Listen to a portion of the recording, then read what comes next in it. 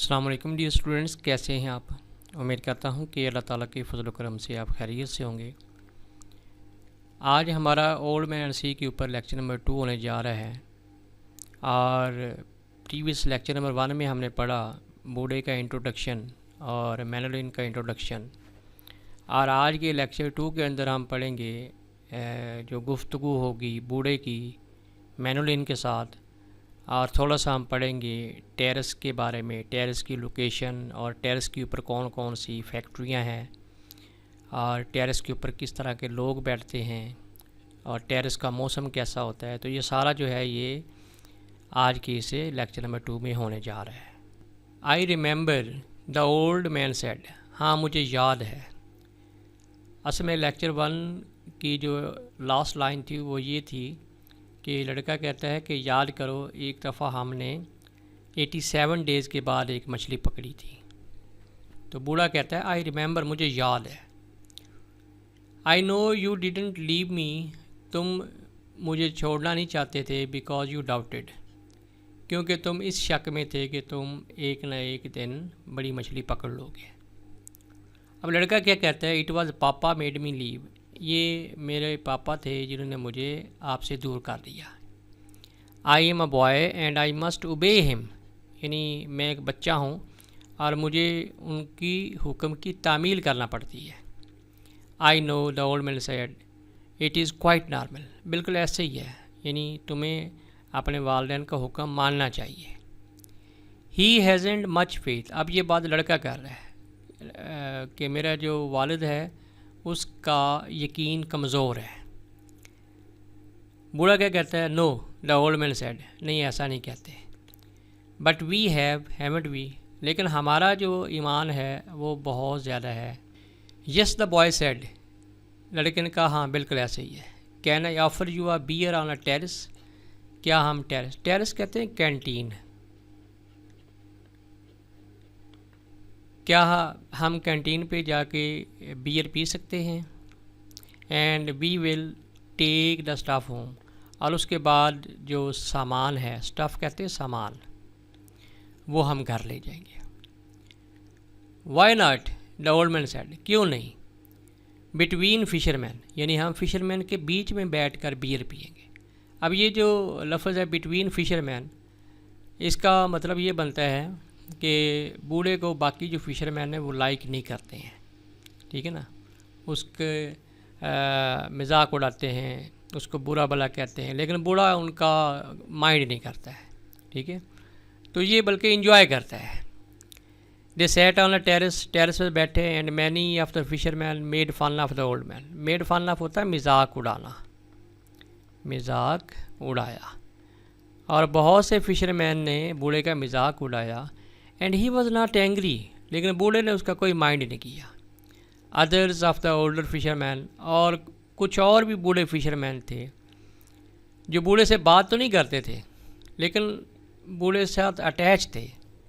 Looked at him and were sad, जब वो देखते कि दूसरे फिशरमैन बूढ़े का मजाक उड़ा रहे हैं तो वो उदास हो जाते।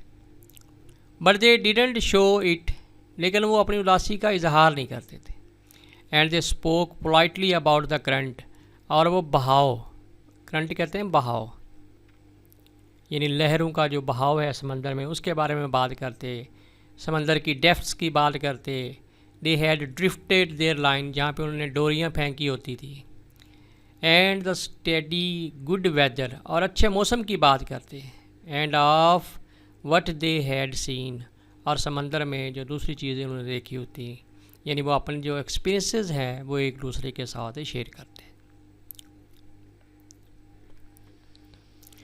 The successful fisherman of that day, और उस दिन के जो कामयाब फिशरमैन होते थे वर ऑलरेडी, वो पहले ही वहाँ पे मौजूद होते थे।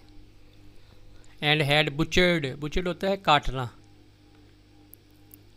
काटना। And had butchered their marlin out, और अपनी जो मार्लिन जिसको उन्होंने पकड़ा होता था उसको वो कटवा रहे होते थे। And carried them laid full length across 2 planks, planks कहते हैं फट्टे, और फट्टों के ऊपर रख कर, जिन फट्टों को 2 आदमी जो है वो ऊपर नीचे से पकड़ के उठा के ले जा रहे होते थे। यानी मार्लिन को ऊपर लिटा के कटी हुई मार्लिन को, और 2 आदमी जो हैं वो फट्टा उठाकर ले जा रहे होते थे। विद 2 men स्टैगरिंग, स्टैगरिंग होता है डगमगाना, डगमगाना यानी भारी चीज़ उठाई हो ना तो फिर वो बल्ला चलता चलता डगमगाता है। At the end of each plank to the fish house, और वो उसको फ़िश हाउस में ले जा रहे होते थे। Where they waited for the ice truck to carry them, जहाँ पे वो आइस ट्रक का इंतज़ार करते थे, इसमें लोड करके वो अपनी मार्लिन को हवाना की तरफ ले जाते थे।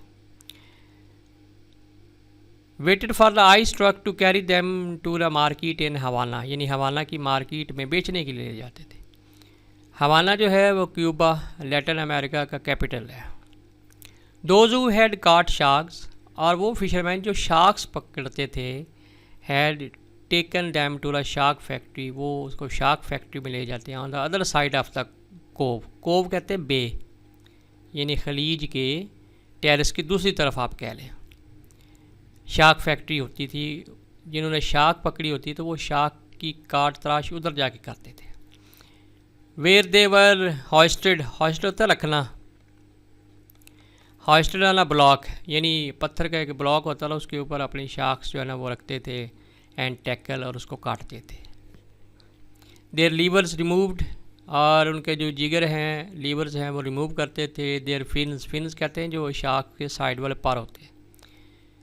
Fins cut off and their hides skinned out, और उनकी जो खुरदरी खाल है उसको उतरवाते थे।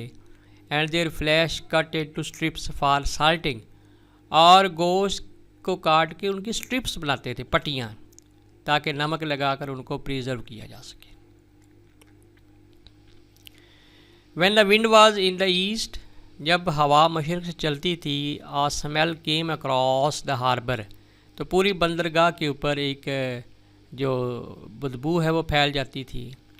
फ्राम द शार्क फैक्ट्री, वो बदबू जो शार्क फैक्ट्री की तरफ से आ रही होती थी। But today there was only the faint edge, मध्यम सी बदबू थी। फेंट एज मध्यम, मध्यम।